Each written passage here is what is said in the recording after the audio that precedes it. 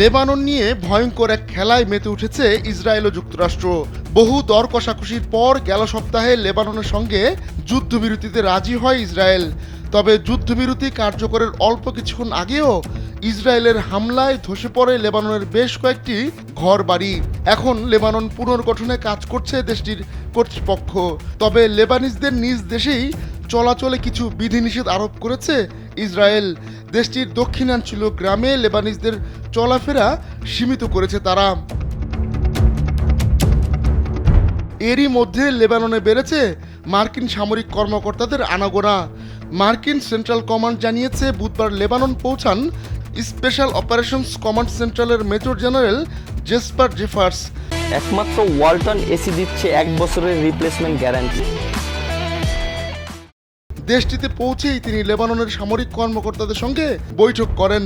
এর আগে গেল ২৬ নভেম্বর প্রতিরোধ যোদ্ধা ও ইসরায়েলের মধ্যে যুদ্ধবিরতি কার্যকর হয়।